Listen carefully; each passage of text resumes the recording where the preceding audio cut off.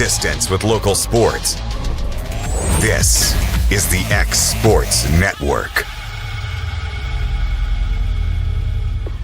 Make your property rock and roll with services from G&S Excavating, specializing in white sand, compost, mulch, topsoil, landscape gravel, and steel landscape edging. Turn to the pros who know how to make your project shine with years of experience. The best part is they're locally owned and operated. Choose from a vast selection of mulch and rock from their conveniently located facility at number 3 Valley Road in Lawrenceburg, just off Buffalo Road. Phone 931-279-3841 and get started today.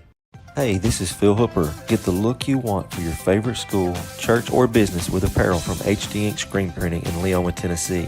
Got a logo you need embroidered or screen printed? Let HD Ink give you the professional look that sets the bar in today's world. We do fundraisers and custom designed apparel and so much more. Call today, 931-201-2961, or come see us at our new shop located at 26 Ingram Road in Leoma. Remember, HD Ink for the look you want and the look you deserve.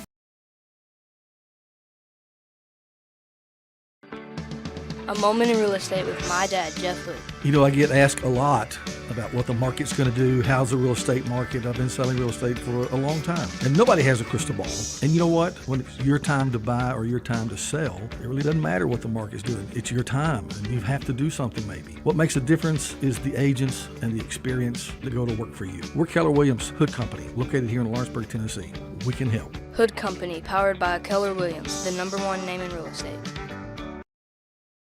There's a reason owners Tyler and Cindy McDowell chose the name In Service for their towing business. They did because it's their goal to be in service for you on the day that you need them the most. In-Service Towing is now known far and wide for their response time because minutes matter when you're broken down. Or their 24/7 availability, you can call them anytime for service. Their professional team with years of experience and their fairness, plus their know-how in dealing with the unexpected. But the thing that In-Service is known best for is how they treat their customers, and that's like family. When you need them, call them 931-843-9098. Jack Davis Insurance, located at 201 West Gain Street in Lawrenceburg, has you covered through life's obstacles. Jack Davis specializes in group insurance for businesses and institutions of all sizes. With coverage for life, accidents, cancer, critical illness, short-term disability, dental, and vision, Jack Davis can customize a plan to meet every need. Now available Medicare plans for seniors. Contact Paige Davis at 931-492-9284 today for Medicare Supplement, Medicare Advantage, and prescription drug plan insurance. Serving Lawrence and surrounding counties since 1987, call the team at Jack Davis Insurance today at 931-242-5225. Going the distance with local sports. This is the X Sports Network.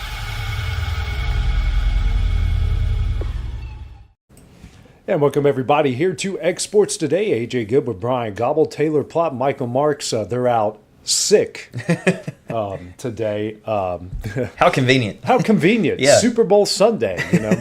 I will say, Bill Simmons, I don't always agree with everything he says. I do like listening to him though, but he's been advocating for this for years, that he thinks we need Super Bowl the Monday after the Super Bowl should be a holiday. Yeah, I think that's happening next year. Yeah. It's at least a national holiday where Right. you know, sports writers and whatnot might not be able to get off because you know, this is a great time to talk about Right. what happened the previous day. But everyone else Yeah. might be able to get off with the national holidays. So like schools would be out, banks would be closed and stuff Right. like that. Yeah. I think President's Day next year falls after Super Bowl Sunday. So Yeah. a lot of that has been talking about into the expanded schedule as well. Like if you add an extra game, make Yeah. sure that the Super Bowl is a week later to where it always aligns like Yeah. that. You know, maybe you could see that become a regular thing in a few years. Yeah, absolutely. I agree with it because, you know, that's a night everyone gets together. I mean, it is like it was 5:30 our time, 6:30 Eastern, but it's an NFL game. They do typically go faster than college games because of less clock stoppages and whatnot. But let me ask you, Bryant, right off the get-go, did you see that game going the way it went last night?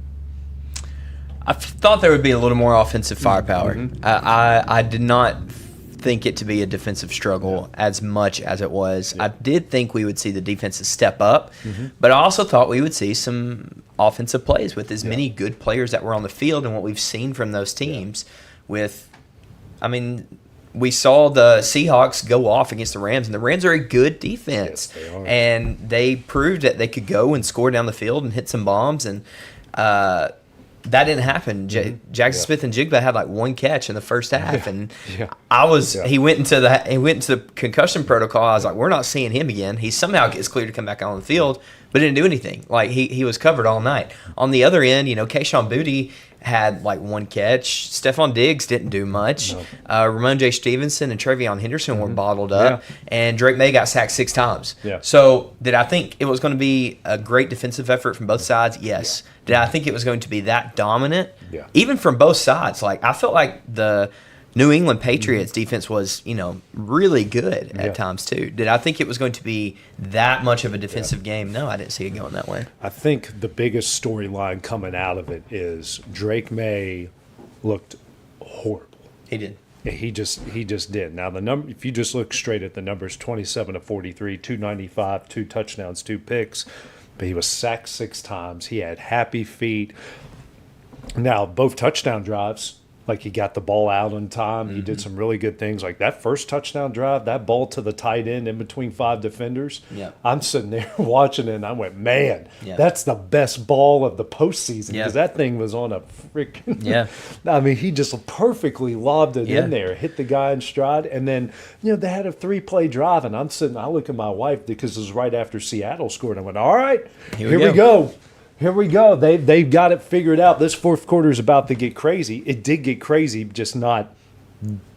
Just the game as far as the distance between the two just stayed the same. It did. Even that Matt Collins throw that was a well put ball. Like there was nowhere else to put that ball, and that was a great catch. So he had some good throws, but at the same time, like man, everything was sped up for him because of the pressure that was on him. So it seemed like his inexperience in those moments caught up to him. Like if you're getting a lot of pressure, then I feel like as a quarterback you have got to be extremely cerebral. Like you have got to know where you're going, when you're going, and how much time you've got. If that internal clock is not in time, in sync, then you're going to get sacked like he did. You're going to give up a fumble. I think he had like 200 yards of his passing came in like the fourth quarter. It was something like that. Yeah. Something crazy. Because they only had 50 yards total offense in the first half. And part of it, well, like in a way you can maybe criticize play calling, but also at the same time, they drew up some plays for him, and he just missed wide open guys. Or if he would have just been more decisive, he missed, or he right before a sack, like 2 seconds before the sack, you see a guy streaking to his right, wide open. Like just get, even if you throw it behind him, just get rid of the ball. Yeah. All that comes. I mean, it's a lot of factors that come into that, but I seem to tie it to the defensive line was after him from the get-go. And they didn't blitz. They didn't. No, and they did some corner and safety. That is an advantage whenever you can maybe send like a nickel blitz or something like that. But you're getting pressure from just your front four. Then hey, that's going to cause issues. And like I could see it. You could see it on TV. You could see the pressure getting to him, but also like they would take the shot of the sideline of the offensive guys trying to talk to each other on the sideline. Mike Vrabel coming over trying to talk to him, and you're like, this is only the first half, and they're sitting here trying to do this pep talk thing, and they're not getting anywhere. Like, this is not a good sign. And they couldn't run the ball. They couldn't run the ball, no. At all. 18 carries, 79 yards. And I think because that's the staple of the Vrabel offense. Yeah. Which why were he's so successful in Tennessee? He had Derrick Henry and a good offensive line, and Ryan Tannehill fed off of that. Yeah. And Seattle just wasn't having it. Now, I think blitzing wise, they did some corner and safety blitzes on the first couple drives, and that just spooked him the rest of the time because he was always like, all right, who's coming free off who's coming free from behind my back's about to drill me. Like he just had that in his mind, and he couldn't really step up. And then I'm like, guys, just draw up something for him quick here, and either they just didn't do it or he just didn't see it. But he was just off. I was listening to some radio on the way up here, and I think I agree with this take. They said that the Patriots if they were like 2 or 3 years older, they would have won that game. Yeah, but you I had had a that lot of thought. had a lot of inexperience there that showed with Drake May, with Will Campbell getting his tail whooped. He had a terrible Yes, game. he did. He had a terrible game, Yeah. and so that's your rookie, your first round rookie. You're throwing out there in the Super Bowl. He got his lunch ate, to put it nicely. Yeah. You know, just the inexperience really showed last night, and the Seahawks took advantage. They smelled blood in the water, man, and they took it to them. I want to give credit to New England's defense, though. Like, Seattle wasn't spectacular on offense. They did enough to get by, but it almost seemed like, to me, a lot of the time, it almost seemed like New England was like, okay, we're going to sit back. Nothing's going to get over the top. We're not going to let Shaheed or JSN, beat us downfield. We're going to let things get down in front of you. So you saw some dump offs to like Barner. You saw him getting the ball over the middle and going for a few first downs.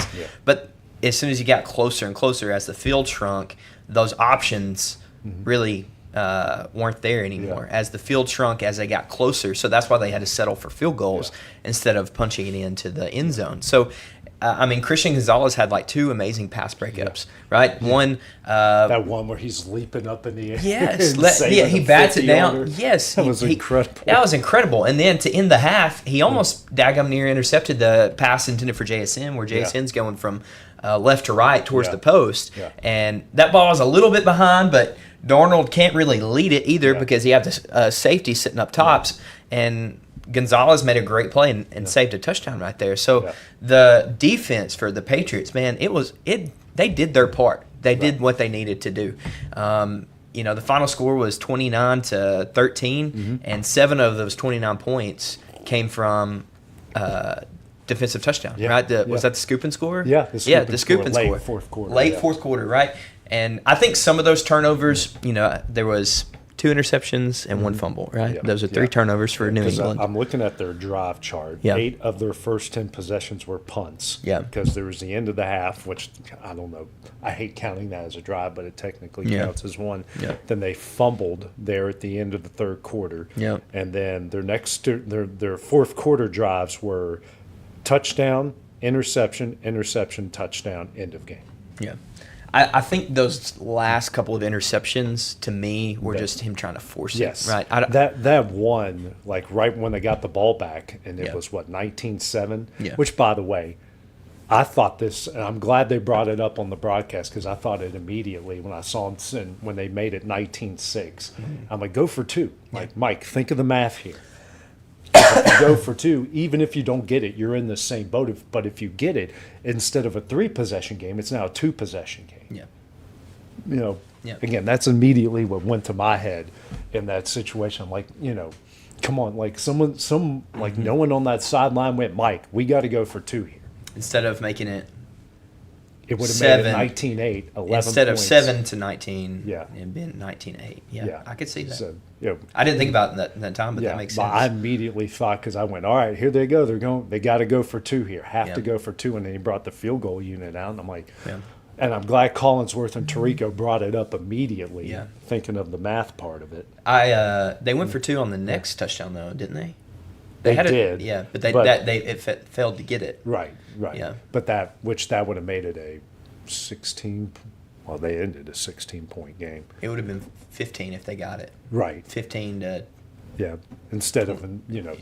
you had to do it at that point. Yeah, you did. Because I would have made a 14-point game. So instead of but she probably could have kicked an extra point there anyways and put yourself. Again, but at the time, if it would have just held 19, you help yourself out there, making an 11-point game instead of a 12-point game, because it's still, in a way, if you're kicking field goals or you're trying to go for a tie and trying to extend the game. That's good math. Yeah. You need to get a headset on, I guess. Like, what instead of what does the chart say, it's what does AJ say? Yeah. Hey, math, Mike, math. Yeah, that's right. Field goal touchdown, 2-point. Right. We're in this. Yeah. Math, Mike. Yeah. Those back to what I was saying. I don't think those 2 late interceptions on Drake May should be counted against him too much, because at that time you're down multiple scores. You're just trying to force it, trying to make anything happen. But the Hawks defense was great. Something that we've been saying all regular season, really all postseason, one area of the game that matters and has mattered significantly, and it's not offense, it's not defense, it was special teams. Special teams shined last night for the Seahawks. He had how many punts inside the 10? It was at least 3 or 4. And he brought back the maybe. angle punt into the sidelines, because everything everyone does now today is they just kick it as high as they can in the air. They let, guys are fielding it inside the 5-yard line, and he put like 3 angle punts inside the 5. I'm like, yes, the coffin corner is making a comeback, and this guy is killing it in the Super Bowl. Yeah, Michael Dixon is his name, the Australian football punter. Yeah. Man, he was putting coffin corners and really, like you said, angling those things. It was a clinic. Yeah. And, like, in your mind, like, getting the ball inside the 5 when your offense has already been struggling, you're like, gosh, I just don't want to make, like, a game-changing mistake, let alone forget going down the field and scoring a touchdown. I don't want to screw up right here and give the Seahawks the ball, God forbid a touchdown with a fumble or interception or a safety, let alone give them the ball inside their own 25 or 30 if I throw an interception or we just have a miscommunication. So, like, the last thing in your mind is scoring a touchdown right there. So, like, the mental game of an offense being inside the 5 versus starting off at the 25 or the 30, it's just night and day difference. So, like, special teams played a huge role last night, from the punt team coverage to kicking field goals. Yeah. Like, you just kept kicking field goal after field goal, and you built this lead through that. Is it Myers? Is that the field goal kicker's name? Did he break the all-time scoring his record? 5 field goals are the most in NFL history. Or Super Bowl history. For Super Bowl. And, someone brought that up on Twitter about, or X, or however you want to put it, like, a lot of modern-day coaches in some of those situations, like 4th and 2, 4th and 3, would have went for it. But this, give McDonald all the credit in the world. He realized my defense is playing great. I've got an awesome kicker. I don't need to do anything crazy here. And it's like, and again, football and baseball, to me, even though every sport's a game of situations, but it's the ultimate situational sport. Like, he was reading the room. Yeah. My defense is playing great. My offense is doing enough to at least get us points. We don't need to do anything crazy here. You think he watched the tape of Broncos versus New England? Yeah. Because Sean Payton didn't take the points, and it came back to bite him in the butt. And then you missed 3 field goals late in the snow, Yeah. and you're putting your whole entire special teams unit in a tough situation there, which, back to the punts, like, New England, I think they only had a couple 3-and-outs the whole time out there. But, they would get that ball on the 2. They would get a couple first downs and, like, get it past, like, the 30-yard line. Then they'd have to punt.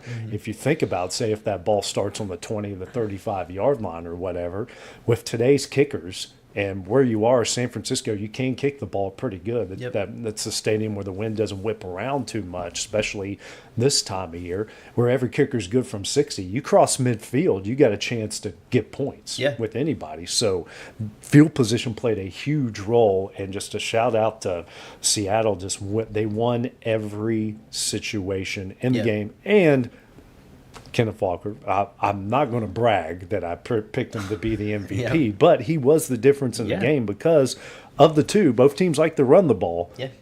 They had the better running game, their offensive line, and he did a great job making some plays. And, 135 yards, 27 carries. He probably could have had more, which I know just missed the over. Yeah. Just missed the over. If that one had been called back for holding. Oh, the touchdown. Yeah. So many people in Vegas are upset that they called there's one thing I love about the team, the guys that get picked for the Super Bowl now. Like, they don't call anything unless it's egregiously. Yeah. And they got put in a couple tight spots last night. Yeah. And I think they, for the most part, got everything right. I think so. Including that holding call. That guy's got to know. When someone's doing, just let him go. Yeah. Just let him go. I agree with you. That is a good point. Yeah. Like, nobody's talking about the referees, and I don't think anybody's really complaining that the referees didn't make themselves more of a presence. No, that is a good thing. That the game was officiated well, and there were no notes. The last 4 or 5 Super Bowls, they've barely called any. Yeah. And again, credit to the teams. The teams haven't really given them a reason to throw anything. Right. But then, they don't call ticky-tack Yeah. stuff in the Super Bowl. It's all right. Yeah. These are the two best teams in the league. We're going to let them decide it. Yeah. So I think I saw a clip. Yeah. Someone was showing me a clip, and I can't remember what player. I can't remember who it was, but there was like a scrum, maybe going into like a commercial break or something, and was that the Stephon Diggs? it might have been Diggs, and Yeah. I mean, they were like arms extended, kind of that shoving one, into each other's face. There were some punches. There were some punches Yeah. thrown, but that was to me, I'm glad that they just broke it up and say, go back to the sideline instead of throwing someone out or giving a 15-yard penalty here and there. I'm okay in that circumstance where the stage is elevated, the lights are bright, everyone's tempers are flaring. This is the biggest game of the year. Mm-hmm. I'm fine with the referees breaking it up like they did and saying, just get out of here, go back to your sidelines. Yeah. Instead of throwing a flag, Yeah. making some type of judgment call that could Right. heavily influence the game. They didn't. They swallowed the whistle, they broke it up, they did their job, and you played on. So that's a good point. I'm glad you brought that up. Yeah, well, they've made a note of it on the broadcast the last few years, how because there was that controversial pass interference in that the first Yeah, Eagles Chiefs one, yeah. which I agree that was pass interference. Yep. It was borderline, but it was was pass interference. They got the call right, but I think Was it a holding call? Was it? I might have been I think it was holding it- or pass yeah. interference, but Something whatever like it that, was, yeah. extended the drive. Right, I think right. it was the go-ahead drive for Yep. the Chiefs in that game. But for the most part, I mean, I think it was the one in Detroit, the Seahawks and the Steelers, where I think they set the NFL record or the Super Bowl record for the most penalties. Ever since then, it's gone down in all the right ways. Yeah. And then again, the teams aren't giving them any reason to throw flags on top of all that, unless it's just something really. The holding call was a good example of that. It was pretty egregious. You got to throw the flag there. Right. Yeah. I'm trying to look up this clip right Yeah. here. This was in the fourth quarter. It was 35-35, and it was Yeah. It was He was all yeah, over it was Juju Smith-Schuster Yep. getting hold by I Yeah. can't tell who that is. The Eagles defender Yeah. just around. It was holding. So, Yeah, it was holding. Yeah, I remember that's- that. They call it in the regular season. They call it in the championship games. I mean, that was a penalty. There's no argument there. But do you have any hot takes? Like anything kind of out? I wish everybody was here, but we'll just get. Is there anything that kind of crossed your mind last night that made you go, This is what I'm really thinking here, and it's going to be controversial, but this is what I'm thinking. I don't think I have any. I really Okay. don't. I thought that was a really straightforward game. I thought Seattle was the better team. Yeah. What everyone predicted to happen pretty much happened. Yeah.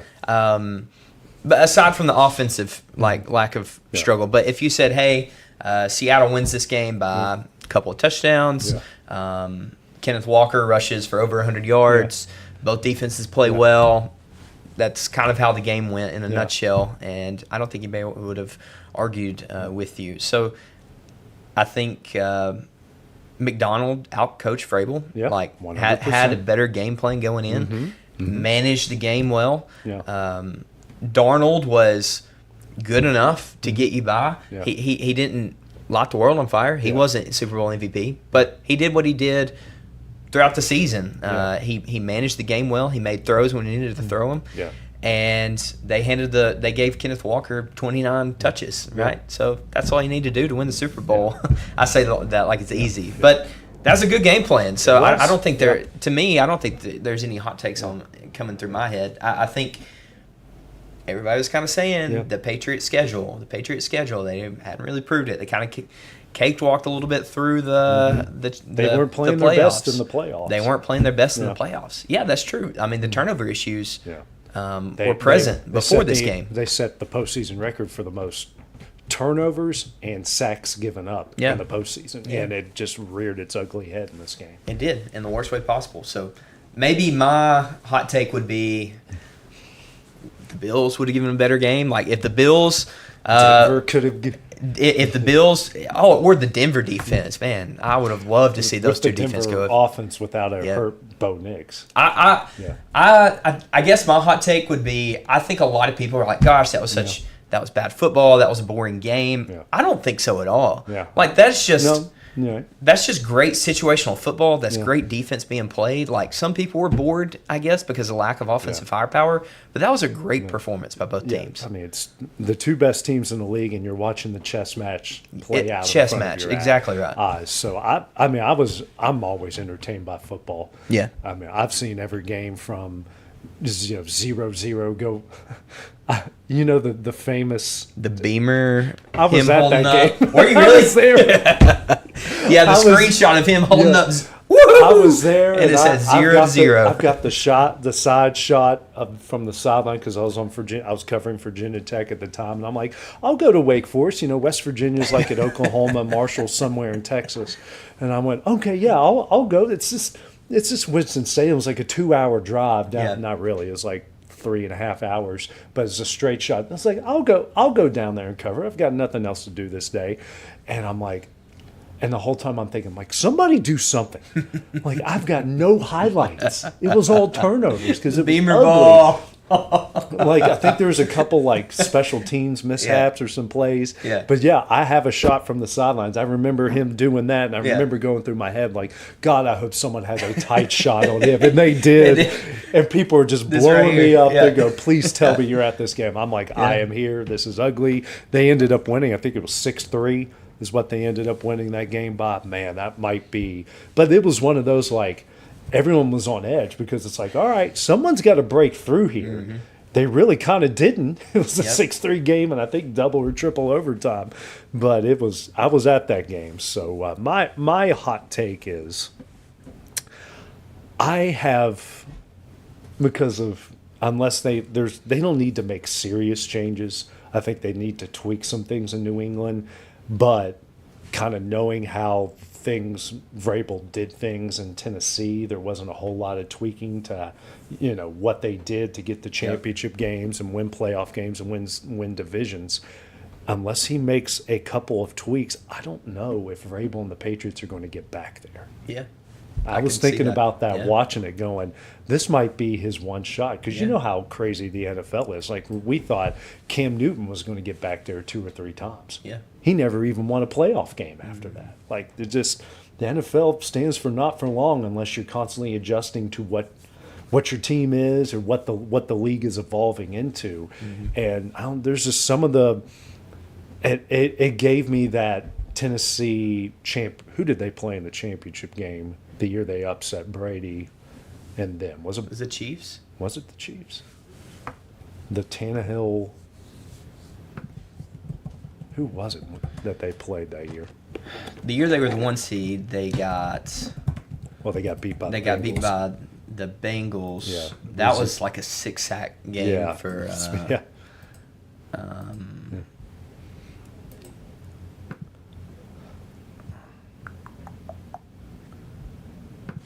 Who was it? I'm looking. Was it I think it was the Chiefs that they lost. I wanted to say it was at Arrowhead. There were multiple playoff games at Arrowhead. Yeah. Let's see. Conference championship, at Kansas City. Yeah. And I think Kansas City kind of whooped them, didn't they? They just ran out of gas. Yeah, I think that's right. The score. Why does it tell me the score? 24-35, maybe? Is that right? Yeah. Okay. Yeah, I knew they, but they never got that close ever again. So the thought just kind of popped in my mind. Like, I know he's a good coach. I know he's a good game planner. I know he does a lot of things right, but you got to constantly evolve. Yeah. With these guys, you got to find, like, okay, these are the weaknesses, which I think we all would say offensive line. Yeah. I know they got a young team all across the board, but unless those guys get better, you might need to go out and get a free agent or two, or maybe make a trade that you can bolster your offensive line. Because I wouldn't touch that defense. The defense did some good things. Maybe go get you draft a good linebacker or two or get someone in free agency or trade somebody, but I wouldn't touch that defense much, and for the most part, I wouldn't touch the offense. I think they just need to shore up a couple things. Good. Yeah. Because if they don't, I don't know if they'll get back there. I would say that is a. Yeah. Can I say that's a warm take and not a hot take? Because I think everything you just said makes complete sense. Like they might not have a chance because as competitive as the AFC is, somebody's going to rise back up, whether that be the Ravens and Lamar Jackson, whether Joe Burrow comes back, Patrick Mahomes is still. Josh Allen and the Bills. Josh Allen has a new coach. Yeah. You know, who knows where Miami's going to turn? They could flip the switch. Denver, I mean, they could have beat Denver, or Denver could have beat New England this year easily if they were at full strength and it wasn't a weird kind of snow game, right? Yeah. So, absolutely, that makes sense. Yeah, that might have been their one shot. Yeah, I didn't want to come straight out and go, they'll never get back there again because I don't want to put there, but I'm like, I just doubt that they're going to get back there again. That makes sense. That is the nature of the NFL, you know, because the Chiefs, the Eagles, those bunches that get back multiple times, it's kind of gone by the wayside, and that's just really in all pro sports. You know, there's just way too much competition out there. What did you think of the half times? Yes, I said plural. How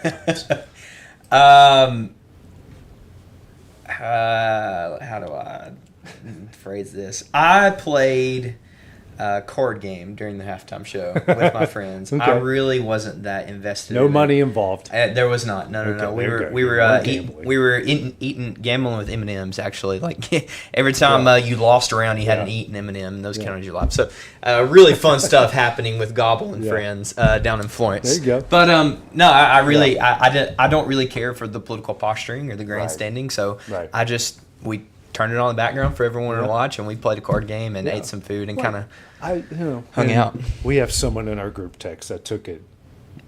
You were the voice of reason. I think all of us were the voice of reason. You definitely were the voice of reason in that group text. With one person in particular whose name, Sam's name, we're not going to call out loud, about the whole thing. But I have one on my iPad and one, and we had the other one on the big screen, and my wife and I had the same thought because of the Bad Bunny one. Like, okay, he speaks Spanish. I really don't speak Spanish. I don't understand a couple of the songs I recognize. It was fun to see Enrique Iglesias. Yeah, like, dude, this guy looks better now than what he did in the 90s and 2000s. Iglesias was there.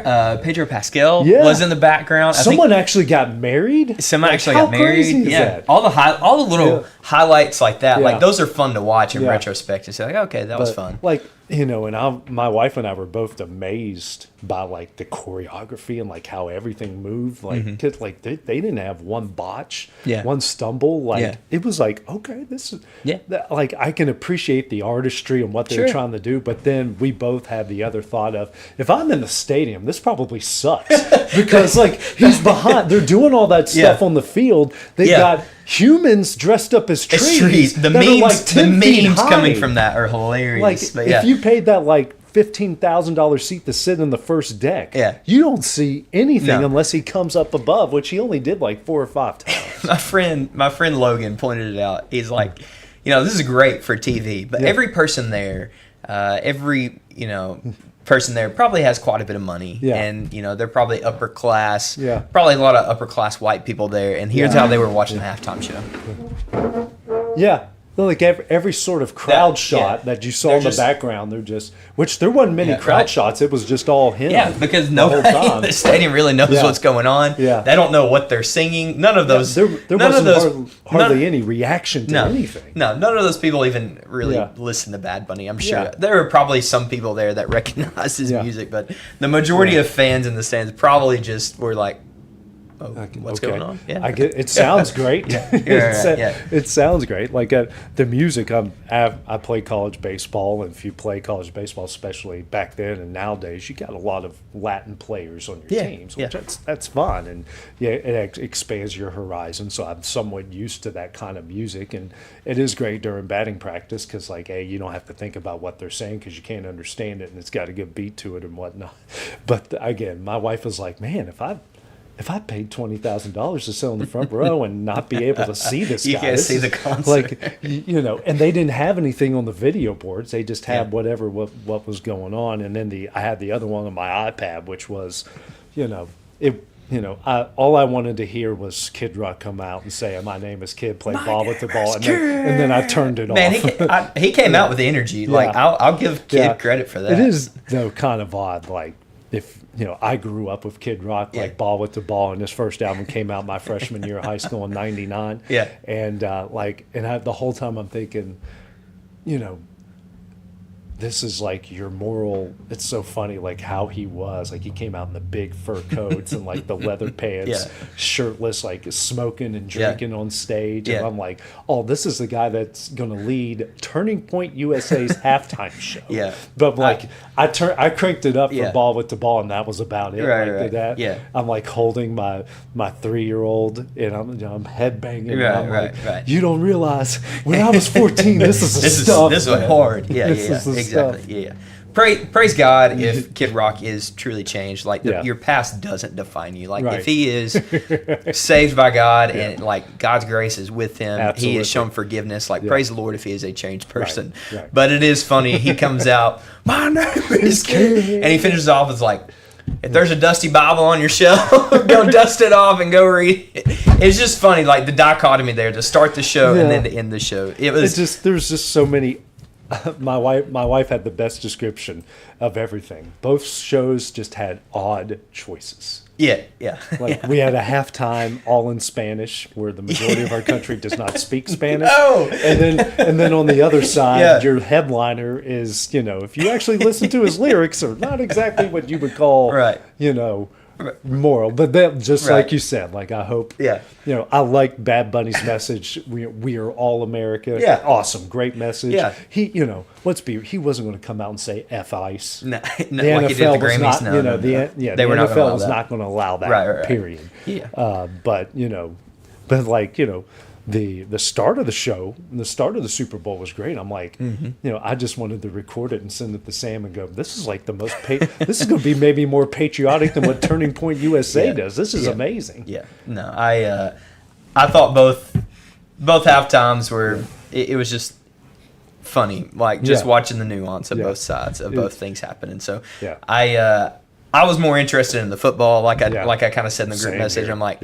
I'm here to watch the football game, whatever goes on at halftime, whatever. But most people are tuned in for the football and then the commercials too. So, any commercials stick out to you? The Budweiser one, with the eagle, the Freebird. I'm like, man, I had my light. Me and my friends had our light out. Like, here we go. And as soon as the guitar solo dropped, we're headbanging. It was great. It was great. The Ben Stiller one, I love me some Ben Stiller. The Ben Stiller, I think it was like Benson Boone. That was good. Where he falls off the stage. Yeah, right. Because that's Benson Boone's thing. Like he's doing like backflips and everything. Yeah.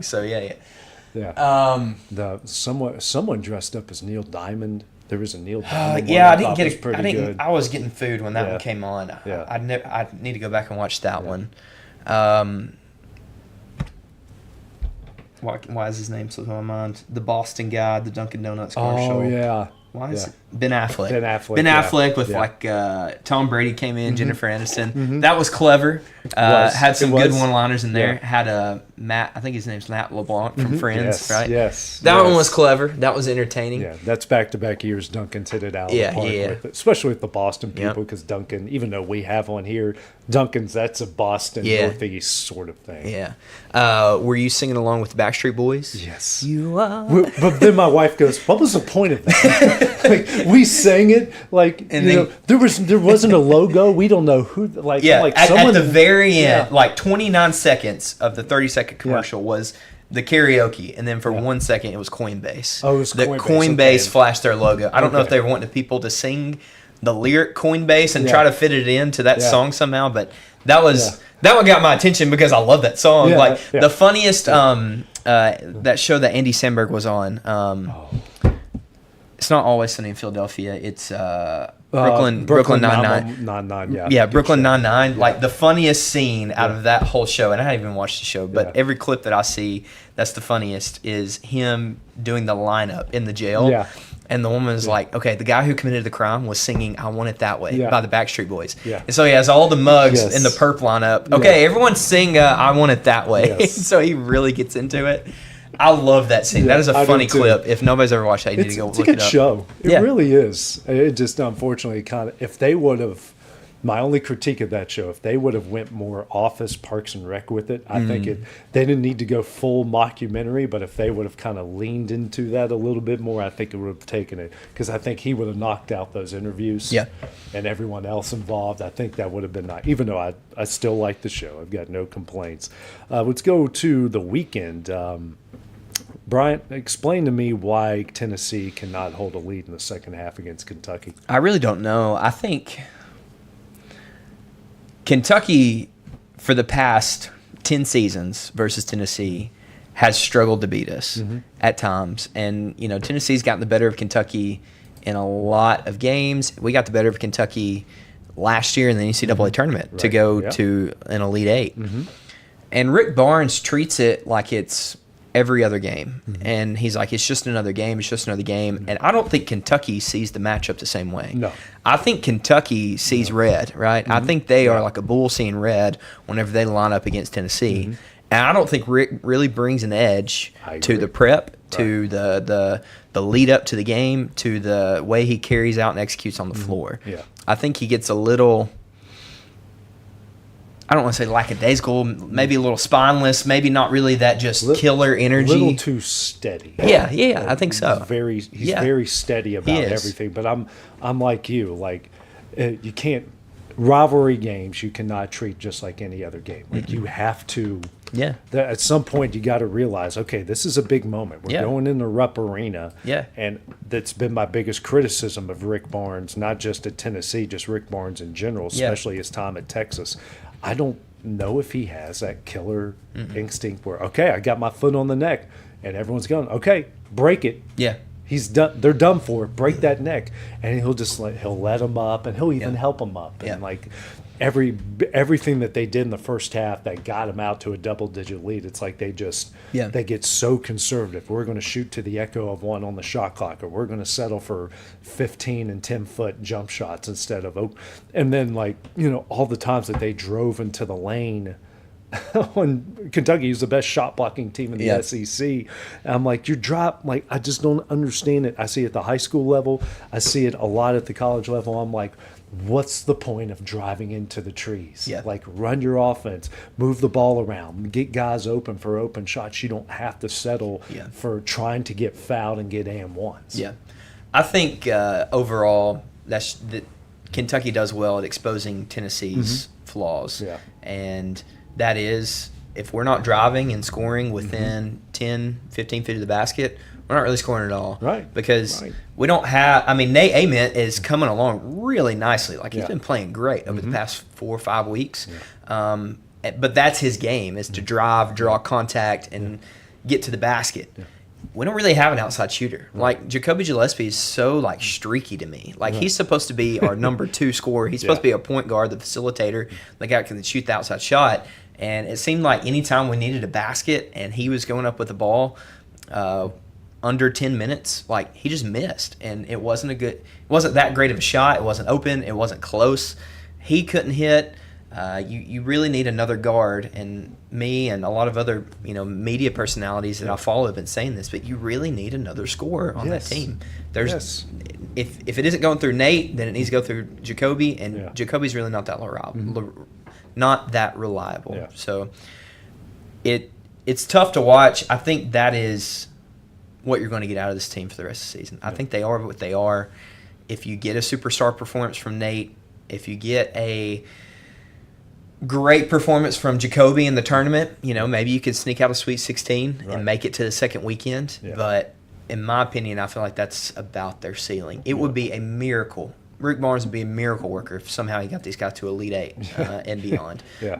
I just don't think this team has it. They're learning. There are a lot of young guys on the team. There's a lot of Bishop Boswell and some of these other guys.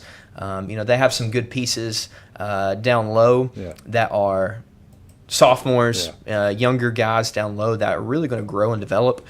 So I'm looking forward to how they develop next year, what additions you can add to the portal next year. But this year, they're not gelling well. They don't have killer instinct. They don't have someone that's going to go out and be like, okay, I'm going to take over the game when I need to. Last year, it was Zakai, and it was Chaz Lanier. The year before that, you needed a bucket, you're going to Dalton Connect, right? Those guys are going to score for you. Those guys are going to dominate. This year, you're trying to rely on Nate Ament, but if he gets shut down, everybody else is looking at each other like, I don't know what we're going to do. I don't know who's going to score? Yeah. Who's going to stop the bleeding? It's sad to see, but I'm not high on this team at all. I'm not. Yeah, I'm not either. I've seen enough to kind of like, all right, they're going to make it to the tournament. Yep. They might win a game or two in the SEC tournament. They might win a game or two in the NCAA tournament. Right. Nothing is really kind of sticking out to me that lets me go, okay, well, they're going to make that big run. So the Lady Vols kind of got a wake-up call yesterday.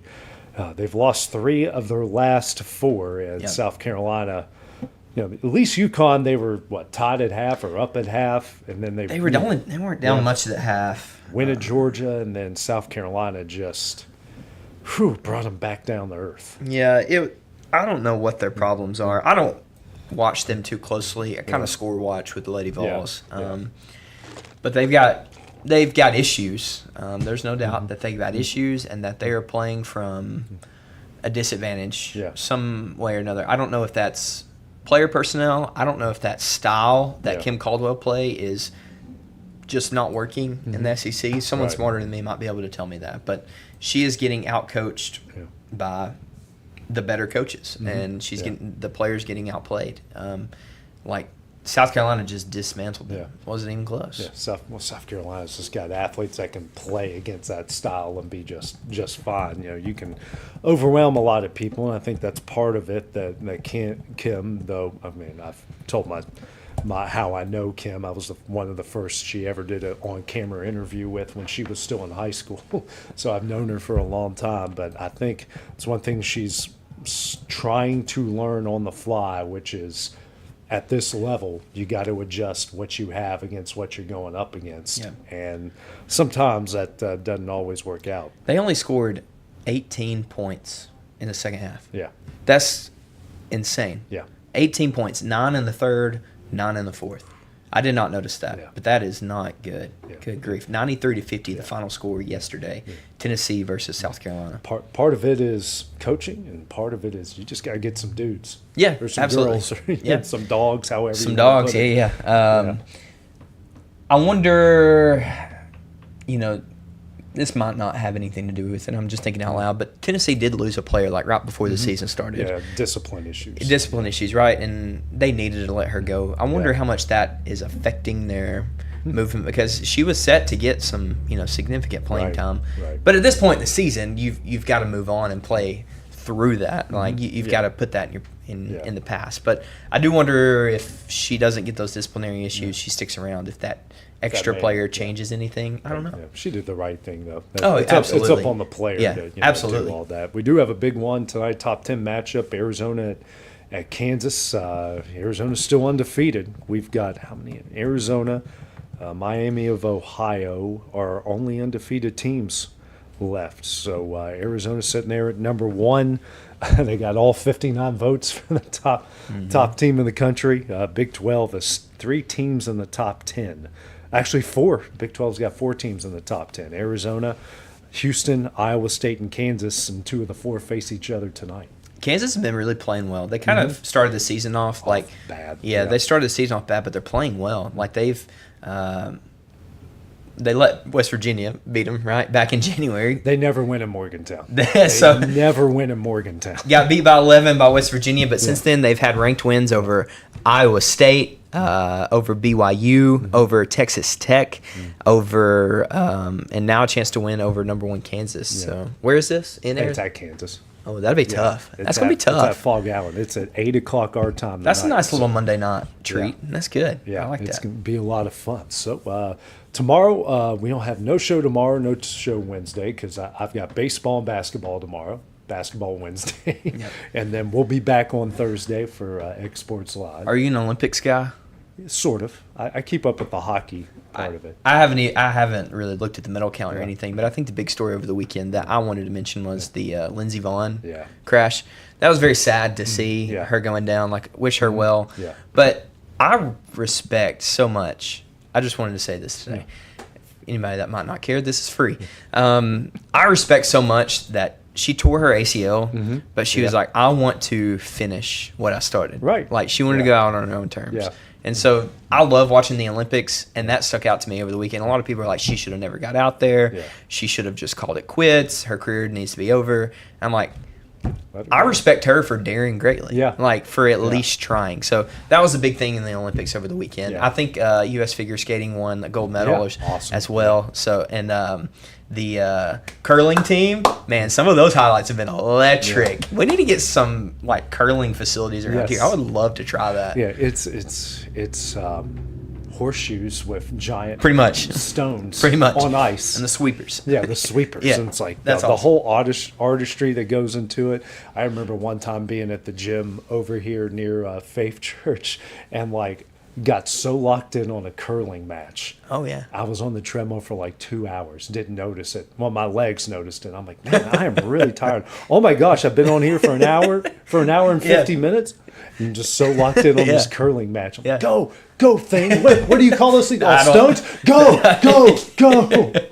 Yep. Yeah. The curling's good. Yeah. I love watching the Olympics. The Summer Olympics are a little better, I think. Yeah. But I still love the Winter Olympics, man. Yeah. Some of those shots of the snowboard half pipe, Yeah. the downhill. Like, I've been skiing before. Like, if you go skiing and you see like that hill going straight down, Yeah. you're like, Or ski Get jumping. the ski jump. I think like the difference between first and second was like 4 inches. That's insane. The ski jump. Yeah. Oh, it's Yeah. yeah. There's a whole controversy with crotch gate. I've heard this. Like so, like the whole purpose of like there's Poppatory did a Poppatory found out about this. The Norway guys are like cheating. So the way like you hit the ramp and the purpose of your suit is like to catch air. Yeah. But it's got to be like natural like parts of your clothing. You can't just have like a freaking cape out wingsuit, there. yeah. But they found ways the Norwegians did to add fabric or to your groin area or add how do I put this? Add Volume. Thank you. Add some volume to the other regions of your groin that the air would catch it and you would travel. Wow. So yeah, I'll tell you. We're taking injections I'll tell you in off the air. wrong I'm not gonna spots. say, yeah. Oh my gosh. Yeah. So there's been a whole controversy about all. I did that. not hear that. Wow. But we'll be back on Thursday, and and then there'll be Exports Live. We'll get you ready for all the action. We got a ton of action coming up this week and this weekend. So for Bryant, I'm AJ. We'll see you guys on Thursday. Are you looking for a non-factory job environment? Livingstone Freight Solutions is Going the distance with local sports. This is the X Sports Network.